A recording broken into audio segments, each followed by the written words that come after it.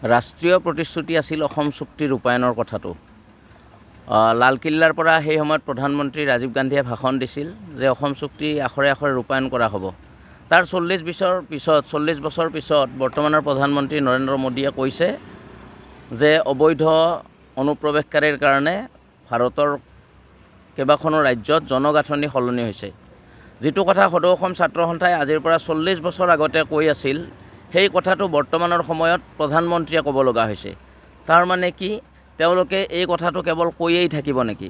অসম চুক্তি এখন আছে, অসম চুক্তিৰ আধাৰত অবৈধ বাংলাদেশী বহিষ্কাৰ হ'ব লাগে, অসম চুক্তিৰ আধাৰত অবৈধ বাংলাদেশী চিনাক্ত হৈ বহিষ্কাৰকৰণ তেওঁলোকক কৰিব লাগে, অসমৰ পৰা মৌলবাদী শক্তি উৎখাত কৰিব লাগে, অসম চুক্তিৰ আধাৰত গঠন কৰা বিপ্লৱ কুমাৰ শৰ্মাৰ 6 নম্বৰ দফাৰ প্ৰতিবেদনখন দাঢ়িয়ে কমা সহকাৰে সংসদত কাৰ্যকৰী কৰিম বুলি সেই গৃহমন্ত্ৰী অমিত শ্বাহে কৈছিল। কিন্তু বিপ্লৱ কুমাৰ শৰ্মাৰ প্ৰতিবেদন দিয়া আজি 2 বছৰতকৈ বেছি হ'ল, তাৰ পিছতো কিন্তু এই প্ৰতিবেদনখন কাৰ্যকৰী কৰা হোৱা নাই।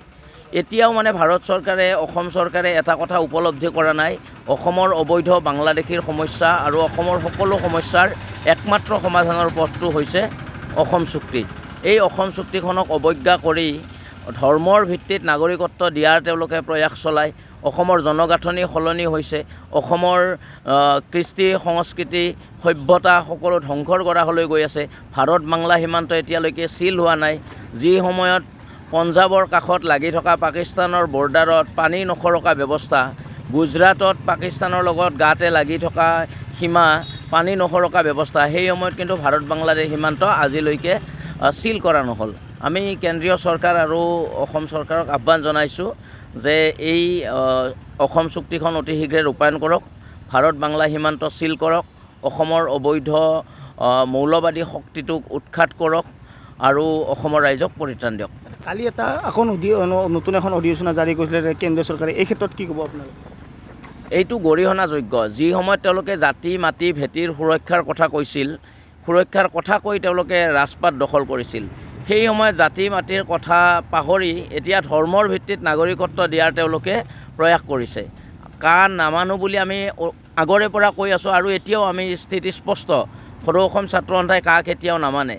কাৰ বাহিৰত যিসমূহ ৰাজ্য থাকি গ'ল আমাৰ উত্তৰ পূৰ্বাঞ্চলৰ, এই ৰাজ্যসমূহত কা বলবৎ নহয়, কিন্তু অসমত কা বলবৎ হয়।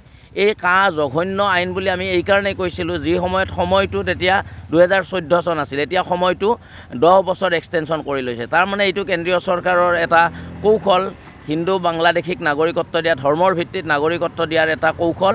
সেই কথা আমি আগতে কৈছিলোঁ যে ধৰ্মৰ ভিত্তিত নাগৰিকত্ব দিয়াৰ এটা কৌশল চলি আছে আৰু এইটো কেন্দ্ৰীয় চৰকাৰে এইবাৰ প্ৰমাণ কৰিছে এই অধিসূচনাখনৰ জৰিয়তে। আৰু যোৱাকালি হিমন্ত বিশ্ব শৰ্মাই সংবাদ মাধ্যমত এটা মন্তব্য কৈছে যে তেওঁলোকে 12জনে ইয়াত এপ্লাই কৰিছিলে, তাৰে ভিতৰত 3জনে পাইছে, 9জনে এতিয়াও বিচাৰাধীন হৈ আছে। এই ক্ষেত্ৰত কি ক'ব?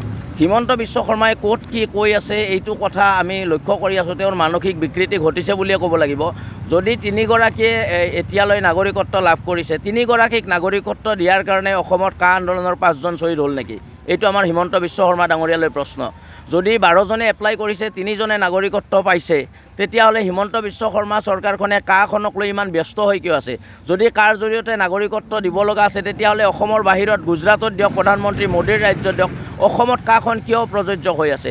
যদি আমাৰ চুবুৰীয়া ৰাজ্য মেঘালয়ত কা নাই, মিজোৰামত কা নাই, অসমখনত কাখন জাপি দিয়াৰ অৰ্থটো কি? যদি কেৱল মাত্ৰ 3জনে আছে। হিমন্ত বিশ্ব শৰ্মা ডাঙৰীয়াক আমি আহ্বান জনাইছোঁ, এই কাখন অসমৰ ৰাইজে মনা নাই আৰু এই কাখন নামানে।